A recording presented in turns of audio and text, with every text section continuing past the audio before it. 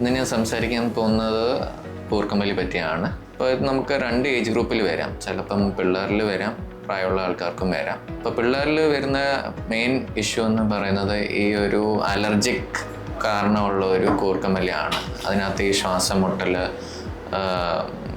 ജലദോഷം കാരണം നമുക്ക് ഈ കൂർക്കമ്പലി വരും. ചിലർക്ക് ചെവി വേദന, ഇവിടെ കഫം അടഞ്ഞിരിക്കുമ്പോൾ ചിലപ്പം കൂർക്കമ്പലി വരാനുള്ള സാധ്യത കൂടുതലാണ്. അപ്പം അങ്ങനെ പിള്ളേരിൽ വരുവാണെങ്കിൽ ഒരു കൺസൾട്ടൻ്റ് ഡോക്ടറിനെ കാണിക്കണം. പ്രിഫറബിളി ഒരു ENT സ്പെഷ്യലിസ്റ്റിനെ കാണിച്ചിട്ട് കുറച്ച് ടെസ്റ്റൊക്കെ ഉണ്ട്. അതൊരു എക്സ്റേ എടുക്കും. അഡിനോയിഡ് ഒരു കണ്ടീഷനുണ്ട്, അത് റൂൾ ഔട്ട് ചെയ്യണം. ടോൺസിൽസിൻ്റെ എന്തെങ്കിലും ഒരു ഇൻഫെക്ഷനോ ഒരു നീർക്കെട്ട് എന്തെങ്കിലും ഉണ്ടെങ്കിൽ അതിൻ്റെ ഒരു അഡ്വൈസ് ഫോളോ ചെയ്യണം. ബാക്കി ചിലവരിൽ ഈ പ്രായമുള്ള ആൾക്കാർക്ക്, ടീനേജേഴ്സ് അല്ലെങ്കിൽ അഡൾട്ട്സ് അല്ലെങ്കിൽ അബവ് 50-60 ഇയേഴ്സ് ഓൾഡ് ആൾക്കാർക്ക് ഇങ്ങനത്തെ ഒരു ഇഷ്യൂ വരുവാണെങ്കിൽ, എക്സ്പെഷ്യലി വണ്ണമുള്ള ആൾക്കാർക്ക്, അപ്പോൾ അങ്ങനത്തെ പേഷ്യൻസിൽ ഇതൊരു സ്ഥിരമായിട്ട് ഒരു കൂർക്കമ്പലി ഒരു പ്രശ്നമാണെങ്കിൽ അങ്ങനത്തെ പേഷ്യൻസിൽ അവർക്ക് ഈ രാവിലെ എണീക്കുമ്പോൾ ഒരു ക്ഷീണം, ഈ ഉറക്കം ശരിയാവാത്തത് കൊണ്ടുള്ള ആണ് മെയിൻ ഇഷ്യൂ.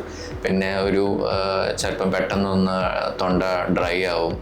പിന്നെ ചെയ്യുന്ന ജോലിയോട് ഒരു ഇൻട്രസ്റ്റ് ഇച്ചിരി കുറയും. ഒരു മൂഡ് ഡിസ്റ്റർബൻസസ് വരും. രാത്രി ഫുൾ ടൈം സ്നോറിങ് കാരണം ചിലവർക്ക് സിവിയറിറ്റി അനുസരിച്ച് ചിലപ്പോൾ രാത്രിയിൽ പെട്ടെന്ന് ചുമച്ച് ശ്വാസം കിട്ടാണ്ട് എണ്ണിക്കുകയും ചെയ്യും.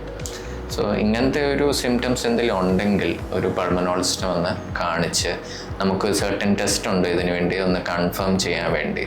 നമ്മൾ ചെയ്യുന്നത് ഇൻഹൗസ് സ്ലീപ്പ് സ്റ്റഡി അല്ലെങ്കിൽ ഡയഗ്നോസ്റ്റിക് പോളിസോമോഗ്രാഫി എന്ന് പറയും. ആ സ്ലീപ്പ് സ്റ്റഡി നമുക്ക് അറിയാൻ പറ്റും നമുക്ക് ഈ കൂർക്കമ്പലി എത്ര സിവിയർ ആണെന്ന്.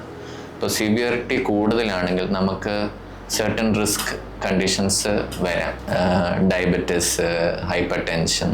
ചിലവർക്ക് ഈ വണ്ണം കൂടുതലാണെങ്കിൽ ഈ കൂർക്കമ്പലി കൂടെ ഉണ്ടെങ്കിൽ സൈലൻ്റ് അറ്റാക്കും രാത്രിയിൽ വരാനുള്ള ചാൻസസ് കൂടുതലാണ്. പിന്നെ ചിലവർക്ക് ഈ ഡിപ്രഷൻ, മൂഡ് സ്വിങ്സ് അതൊക്കെ വരാനുള്ള സാധ്യതയുണ്ട്.